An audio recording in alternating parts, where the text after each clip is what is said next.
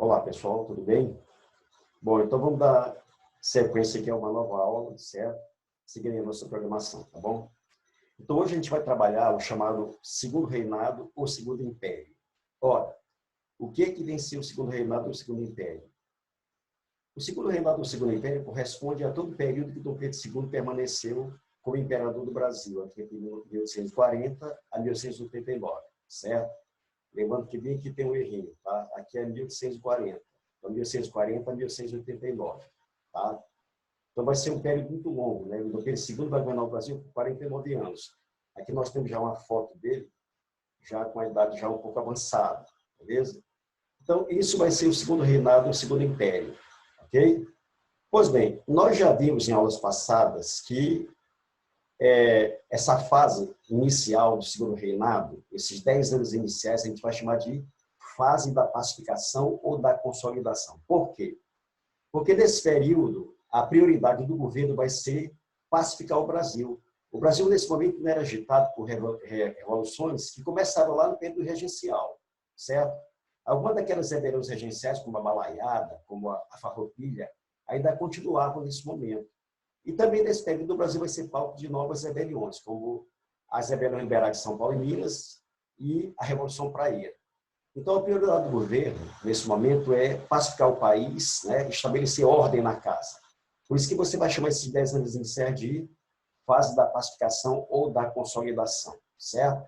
Então, vamos trabalhar primeiramente esses 10 anos iniciais, ou essa fase da pacificação ou da consolidação, ok? Tudo bem, então bora lá. Ora, Dom Pedro II vai subir ao poder em que ano? 1640. Ele vai subir ao poder por um artifício político que a gente vai chamar de golpe da maioridade. Nós já trabalhamos isso aí quando a gente trabalhou lá, Regência Araújo Lima, certo? O que vem ser esse golpe da maioridade? Em 1640, o imperador Dom Pedro II tinha apenas 14 anos e 8 meses, então 15 anos incompletos, para ser mais exato, certo? Entretanto, o Brasil estava sendo agitado por diversas rebeliões que estavam colocando em risco, inclusive, a própria unidade territorial brasileira, né? Porque grande parte dessas rebeliões eram separatistas, né? É o caso, por exemplo, da cabanagem no Pará, da Sabinada na Bahia e da Farroupilha no Rio Grande do Sul. Então, a nossa unidade territorial estava em risco. Por isso, os liberais, o Partido Liberal, um dos partidos da época, ele sugeriu que Dom Pedro II subisse ao poder nesse momento, mesmo tendo apenas 15 anos incompletos. Por quê? Porque, para os liberais, somente a figura do imperador seria capaz de impor respeito ao país nesse momento, certo? E garantir a manutenção dessa unidade territorial. Então, apesar da proposta ter partido dos liberais, os conservadores, que era o partido rival, e que inclusive estava no poder nesse momento, com o regente Araújo Lima, acabou aprovando a proposta, né? Porque também concordava com essa ideia de que, nesse momento, só a figura do jovem imperador Pedro II, tá, seria capaz de impor respeito à autoridade e, dessa forma, manter nossa unidade territorial. Então, apesar da proposta da parte dos liberais, os conservadores apoiaram. E, dessa maneira, Dom Pedro II sobe ao poder, tá, com 15 anos incompletos. É claro que seu primeiro gabinete ministerial vai ser formado apenas de liberais, exatamente o partido que sugeriu a sua subida ao poder com 15 anos incompletos. Ok? Entretanto, os liberais eram bastante ambiciosos. Além de já estarem no poder, uma vez que já faziam parte do ministério de Dom Pedro II, eles queriam mais, eles queriam o domínio do parlamento, que hoje nós chamamos de Congresso Nacional, certo? E deram uma ideia ao imperador. A ideia era a seguinte: convocar novas eleições para compor um novo parlamento. Já que está começando um governo novo, por que não começar com um parlamento novo, com novos deputados, novos senadores? O imperador gostou da ideia, certo? E convocou novas eleições para compor um novo parlamento, né? E essa convocação de novas eleições acabou gerando um episódio que a gente vai chamar de as Revoluções Liberais de São Paulo e Minas, ou as Rebeliões Liberais de São Paulo e Minas, que vão ocorrer em 1642, certo? Ora, o que vem a ser essas rebeliões? Os liberais que estavam no poder, eles utilizaram os seus cargos para fraudar o processo eleitoral e assim garantir a vitória dos seus candidatos, certo? Acontece, porém, que essas fraudes foram extremamente grosseiras. Logo, logo, elas foram descobertas. Os conservadores descobriram as fraudes e provaram para o imperador que seus ministros liberais haviam fraudado o processo eleitoral. O imperador, então, demitiu todo mundo, demitiu os liberais, certo? Isso acabou sendo o fator determinante dessa revolta. Essa demissão do gabinete ministerial liberal, que assessorava o imperador, em função dessas fraudes eleitorais. Só que os liberais não aceitaram essa demissão. E aí resolveram, então, se revoltar contra o imperador Pedro II. Se revoltaram em São Paulo e em Minas Gerais. Ok? Então, em São Paulo, quem vai liderar essa revolta foi o padre Diogo Feijó, que era um grande líder liberal. E em Minas Gerais, quem vai liderar é o jornalista Teófilo Otoni. Qual era a exigência deles? O que eles queriam com essa revolta? Eles exigem do imperador o seu retorno ao poder, certo? Só que o imperador vai ter todo o apoio dos conservadores, que inclusive vão falar o seu nome do gabinete ministerial. E utilizando as suas tropas, o imperador derrota os liberais, certo? E, então, consolida o novo gabinete ministerial de conservadores do poder. Inclusive, os liberais, após essa derrota, em 1642, passaram 2 anos sem funcionar, de 1642 a 1644, certo? Então, são derrotados, certo? E, dessa forma, então, se consolida o fim da rebelião. Então, imagina o imperador com 15 anos enfrentando uma rebelião dessa, né? E não esqueçam que a farroupilha ainda estava acontecendo. Ela só vai se encerrar em 1645, tá? Muito bem. Então, isso aqui é exatamente para a gente justificar essa denominação dessa primeira fase, que a gente vai chamar de fase da pacificação. Então, notem que é revolta em cima de revolta. E essa aqui é mais uma que vai ser sufocada pelas tropas imperiais, ok? Pois bem, então, além dessas revoltas, a fase da pacificação vai ser marcada por outros acontecimentos importantes que nos dizem respeito. Por exemplo, olha só, um desses acontecimentos, eu vou chamar de a Tarifa Alves Branco, certo? Então, em 1644, os liberais foram anistiados pelo imperador. Então, o partido volta ativa novamente, inclusive volta a ocupar o poder outra vez, certo? E, ainda em 1644, um ministro chamado Manuel Alves Branco, oriundo do Partido Liberal, que já estava no poder em sua vez outra vez, certo? Tá? Ele estabeleceu uma proposta que a gente vai chamar de a Tarifa Alves Branco. O que é isso aí? Vamos lá. Então, ele estabeleceu o seguinte, ele baixou um decreto, ele que era o ministro da Fazenda, e também com poderes na época já de primeiro-ministro, ele estabeleceu que todo produto estrangeiro que tivesse um similar no Brasil, o que é um similar? É igual ou parecido, certo? Então, todo produto estrangeiro com similar no Brasil só poderia circular no mercado nacional se pagasse taxas alfandegárias de até 64% dos seus respectivos valores, certo? Lembrando que antes dessa tarifa entrar em vigor, quanto é que esse produto estrangeiro pagava para entrar no mercado brasileiro? Se fosse produto inglês, pagava apenas 15% do seu valor. E se fosse um produto de outra nação, pagava 24% do seu valor. Então, o que o ministro está fazendo aqui é aumentando o valor dessa tarifa alfandegária sobre os produtos estrangeiros que passaram a circular no mercado brasileiro. O que ele pretendia com isso? Qual era o objetivo? A finalidade, ou objetivo dessa medida, era ampliar a arrecadação alfandegária brasileira, certo? Só que, sem querer, o que ele vai fazer? Ele vai fazer o seguinte, tá? Sem querer, como consequência dessa medida que ele tomou, ele acabou criando no Brasil uma espécie de protecionismo alfandegário, certo? O que é um protecionismo alfandegário?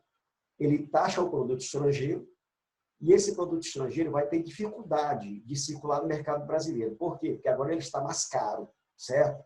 Com isso, ele vai favorecer diretamente a indústria brasileira.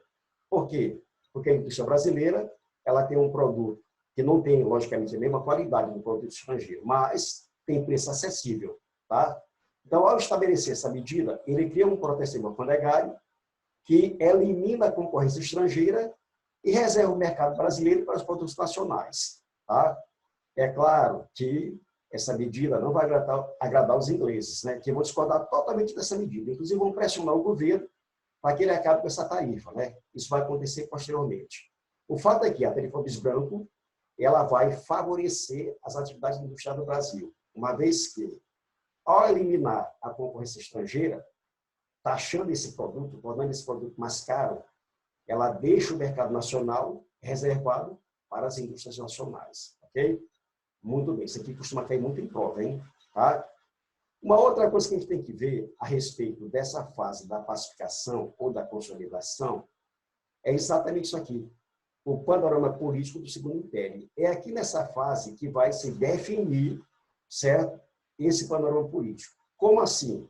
É aqui nessa fase que vai se consolidar os dois partidos que vão dominar o cenário político brasileiro no decorrer de todo o Segundo Império, certo? E quais foram esses partidos? Bom, liberais e conservadores, tá? Então, liberais e conservadores são os dois partidos que, embora tenham se formado lá na regência Araújo Lima, eles se consolidam nesse período aqui, certo? Então, eles se consolidam, se fortalecem, e a partir daí, eles vão passar a dominar todo o cenário político nacional, certo? Ora, só que esses dois partidos, na realidade, eles não apresentavam nenhuma diferença ideológica entre si. Eram iguaizinhos. E iguais por quê? Olha só, primeiro, quem formava esses partidos? A mesma classe social, a aristocracia rural. Segundo, ambos eram agroexportadores. Ambos representavam os interesses dos grandes proprietários rurais, da aristocracia rural brasileira, que era a nossa elite dominante da época, certo? Ambos eram escravistas, então defendiam a manutenção da escravidão, ok? Portanto, se os dois partidos eram formados pela mesma classe social e defendem as mesmas coisas, isso quer dizer o quê? Que eles não apresentam nenhuma diferença ideológica entre si, são iguaizinhos. Mas, apesar de serem iguais, esses dois partidos lutavam entre si pelo poder, certo? O fato deles não apresentarem divergências ideológicas entre si fez com que o jornalista Oliveira Viana, que foi um jornalista que viveu naquela época, ele colocasse lá uma frase que define muito bem o que representaram esses dois partidos. Ele disse o seguinte, sobre liberais e conservadores: nada mais liberal do que um conservador do poder. E vice-versa, logicamente, né? O que o jornalista Oliveira Viana quis dizer com essa frase? E tanto faz um como outro do poder é a mesma coisa, né? Não havia diferenças entre si. Na parte que os dois partidos eram iguaizinhos, pelo fato de serem formados pela mesma classe social, que era a aristocracia rural, e defender os mesmos interesses. Entendido? Mas olha só, apesar desses dois partidos não apresentarem diferenças ideológicas entre si, eles disputavam arduamente o poder, certo? Ambos eram rivais, disputavam acirradamente o poder entre si, apenas para utilizar esse poder em benefício próprio, certo? A única fase em que não vai haver essa disputa foi aqui, ó, entre 1853 e 1858. Em 1853, o imperador nomeou o Marquês do Paraná, o senhor Honório Hermeto Carneiro Leão, Marquês do Paraná, como primeiro-ministro. E o Marquês do Paraná, que era conservador, propôs aos liberais o chamado Gabinete da Conciliação, que os dois partidos se unissem para governar juntos. E os liberais aceitaram, certo? Então foi formado um gabinete de coalizão. O que é uma coalizão? É a união de duas tendências ideológicas, né? Então eles se uniram, certo? E governaram juntos durante esses 5 anos, tá? Foi uma fase muito boa para o Brasil, porque os conflitos partidários diminuíram nessa fase. Você quase não tinha conflito entre os partidos. Então, o governo pode se botar para a economia inteiramente, tá? Tanto é que nossa economia evoluiu bastante nessa fase.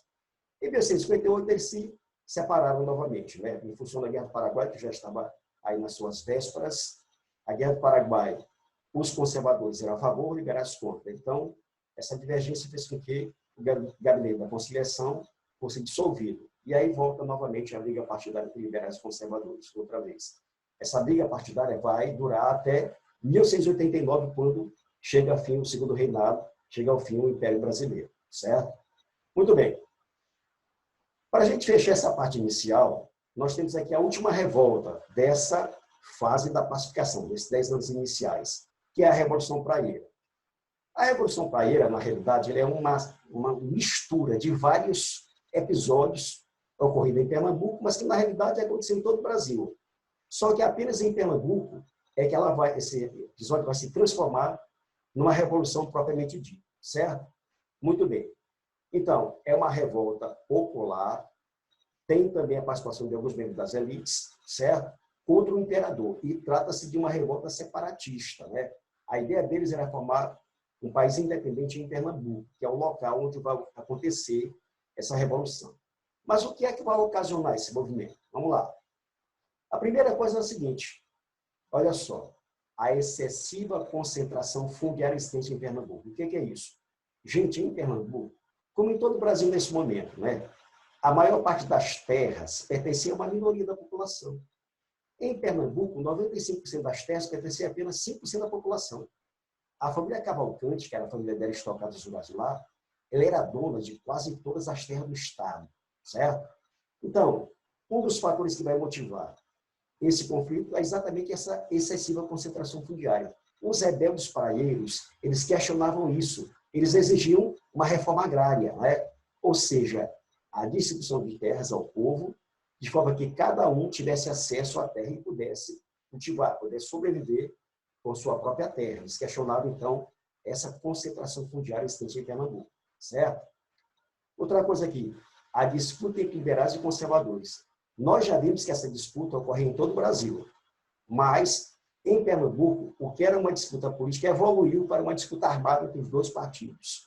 Então, é uma das causas também que vai motivar a ocorrência dessa Revolução Praieira, certo? E também aqui, ó, o monopólio de português sobre o comércio na província. Ora, havia muitos portugueses que moravam no Brasil. Em Pernambuco também havia muito português morando lá.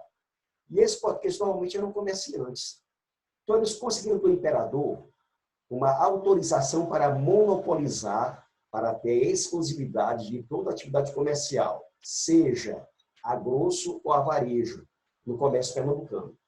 Como eles monopolizavam o comércio lá em Pernambuco, eles estabeleciam, logicamente, um preço que bem entendido pelas mercadorias. Então, os rebeldes questionavam isso. Eles não concordavam com esse monopólio. O que eles queriam era o livre comércio.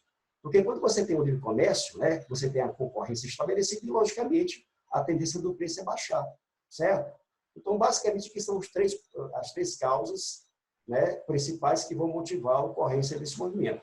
Porém, nós podemos citar mais um fator que vai contribuir também para a ocorrência dessa revolução. E é um fator ideológico, inclusive, né? Que é isso aqui, ó, a influência das ideias liberais e socialistas que expandiam na Europa. Nesse momento, gente, ideias liberais e socialistas se expandiam na Europa. Ideias como o fim do absolutismo, ideias como maior participação popular no governo, ideias como voto livre universal ou liberdade de comércio, essas ideias estavam em curso na Europa. Então, os rebeldes praeiros fizeram dessas ideias a sua pauta de reivindicação junto ao governo, certo? Eles exigiam isso do governo para poder pôr fim à rebelião, ok? Muito bem. Mas assim como as demais revoltas, esse aqui também não vai dar certo, não. Por que Revolução Praieira? Pelo seguinte, quem vai liderar esse movimento é uma facção ou uma ala do Partido Liberal. Não era todo o Partido Liberal, era apenas uma ala do Partido Liberal, né, que você vai chamar de liberais radicais ou praieiros. Por que eles eram chamados de praieiros? Porque a sede desses liberais radicais, que vão liderar essa revolta, ficava localizada num jornal chamado Jornal Diário Novo, que, por sua vez, se localizava na Rua da Praia, em Recife. Então, quem participava dessa corrente, chamada liberais radicais, era conhecido como praieiro. Então, eles que vão liderar essa revolta. Por isso que você vai chamar de Revolução Praieira. A revolta chegou a mobilizar cerca de 1.500 rebeldes contra o Império, né? Pregando a separação, pregando o fim da monarquia. Eles, inclusive, eram republicanos, mas o movimento acabou derrotado. Os líderes são capturados, certo? Alguns chegaram a ser executados, e a revolta vai chegar ao final, ok? Então, vamos chegar aqui ao fim dessa aula, né? Desses 10 anos iniciais que eu vou chamar de fase da pacificação e da consolidação. Na próxima aula, a gente dá sequência aí com mais assuntos relacionados ao segundo reinado e ao segundo império, ok? Então, um abraço, até a próxima.